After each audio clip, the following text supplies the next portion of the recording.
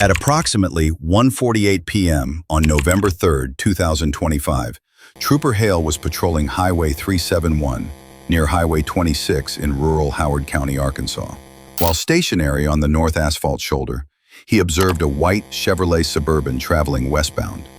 As it approached the intersection with Highway 26, the vehicle abruptly turned right without signaling, and its brake lights appeared to be inoperable. Trooper Hale began following the vehicle and attempted a traffic stop near 4136 Highway 26 West. However, the driver failed to pull over and continued northbound on Highway 26. Trooper Hale then activated his siren and notified Arkansas State Police Troop G, dispatch, that the vehicle was fleeing.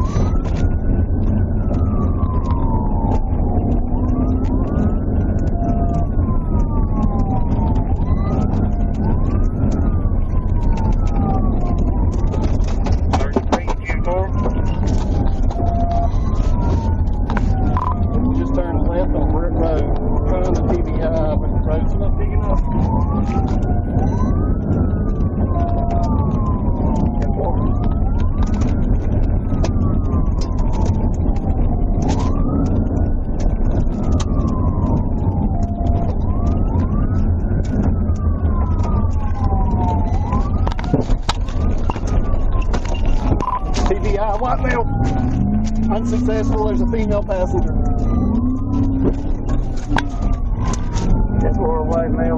After roughly 25 miles of pursuit, Trooper Hale attempted 2 pit maneuvers, but both were unsuccessful. The Suburban continued fleeing at 80 miles per hour in a 40-mile-per-hour zone, then made a hard left turn from Center Road back onto Highway 26, still refusing to stop.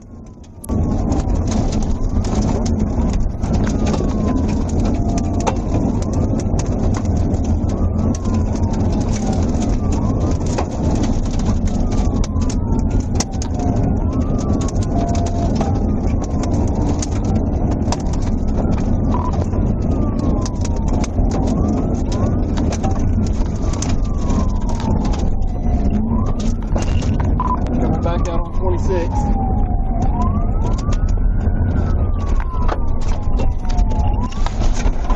Left on 26. 33.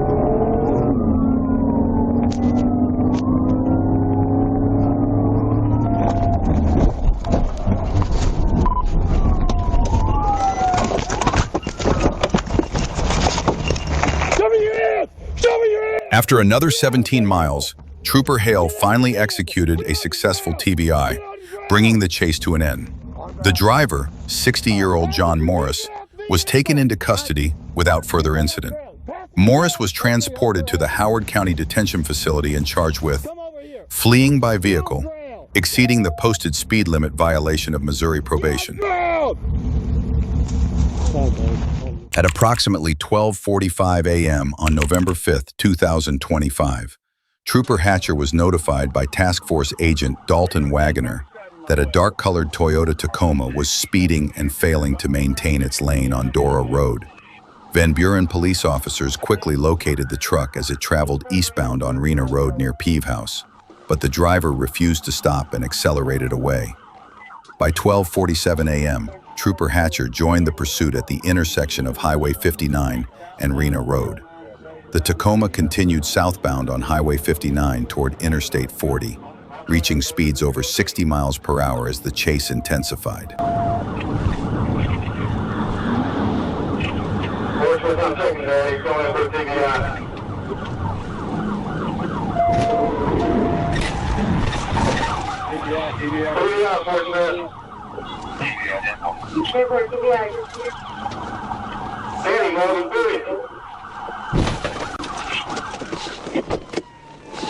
Trooper Hatcher deployed a pit maneuver, successfully stopping the vehicle near Access Road. The driver, identified as Samson Espinoza, 39, was taken into custody without further incident. During the encounter, Trooper Hatcher detected a strong odor of intoxicants coming from Espinoza and noted that his eyes were bloodshot and watery. When asked to provide a preliminary breath sample, Espinoza refused and urinated on himself. He was transported to the Crawford County Detention Center, where he now faces multiple criminal charges. Around 5:16 p.m. on November 5, 2025, Officer Nelson was heading south on Jenny Lind Road near Dallas Street when Drug Task Force agents notified him about a black Ford F-150 that had turned without signaling at Y Street and Jenny Lind. The truck was already under investigation in an active narcotics case. Officer Nelson attempted a traffic stop near Jenny Lind Road and Savannah Street, but the driver refused to pull over and took off westbound on Utica Street, speeding well above the limit. 44, 417, 24. Go, 44. Come on, Jenny Lind and Savannah. It's George Frank, David Victor, Adam Paul. Black Ford. So what's your car to go? Shut off there, he's not stopping.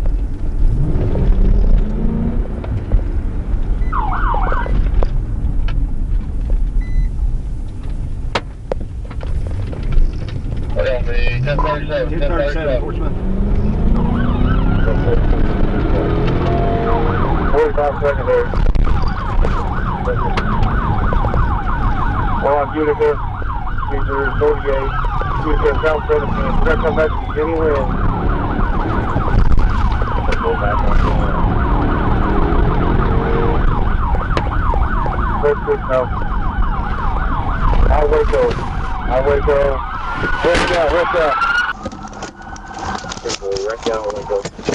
At 5:17 p.m., the chase ended when the suspect's truck crashed into a parked pickup at 1806 Waco Street. The driver, Mark McCusker, and passenger Lanita Dye were taken into custody without further incident. Officers recovered about 140 grams of suspected meth, 3 oxycodone pills, and $6,454 in cash, all turned over to Drug Task Force December 21st. While in the patrol car, McCusker became unresponsive. Officers gave 4 doses of Narcan, and he was transported to Baptist Hospital. Dye was also taken for medical clearance. McCusker later admitted he had taken oxycodone before the pursuit. At about 11:11 a.m. on November 7th, 2025, Trooper Davis was patrolling near Colonel Glenn Road and Interstate 430 when he spotted a blue Dodge Charger with Texas plate VDW 1500, the same vehicle that had fled from the Alexander Police Department on November 1st. A NCIC check showed the registration was expired. Trooper Davis attempted a traffic stop, but the driver, later identified as Malik Moore, cut into the Sonic parking lot at 11,700 Colonel Glenn, looped around the building, then shot back onto Colonel Glenn Road, speeding westbound to flee.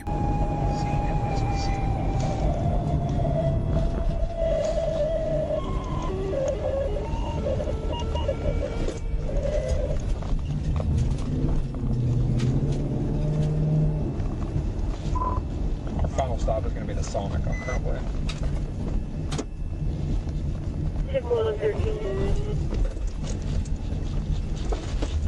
856 standby. He may be coming back out to Colonel Glenn.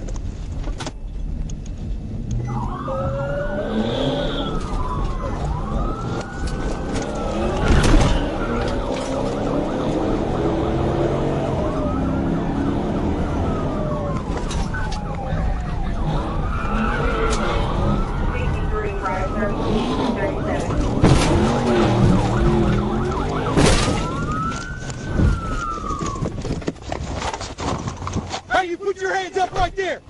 Put your hands up right there! Moments later, Officer Chase Landry arrived and boxed the vehicle in from the front, bringing the chase to an end. Moore was removed from the vehicle and taken into custody without further incident. A post-stop investigation revealed the car had no liability insurance, a defective rear tire, and that Moore was not wearing a seatbelt. Records also showed his driver's license was suspended.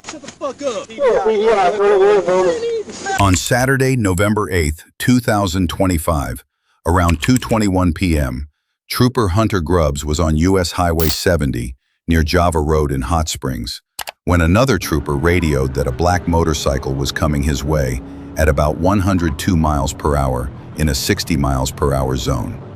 As Grubbs merged onto the highway, the motorcycle sped past him, made an improper lane change, and continued west at a reckless speed.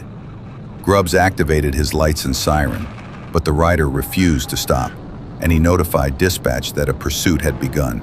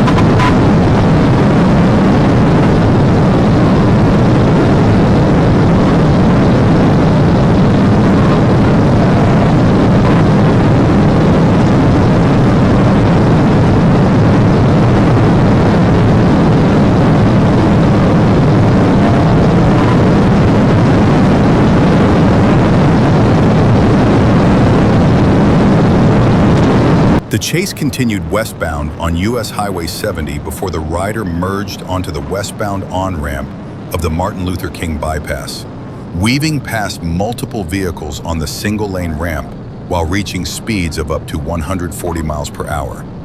Trooper Grubbs pushed his patrol car to 141 miles per hour, but was still only able to keep the motorcycle in sight from a distance.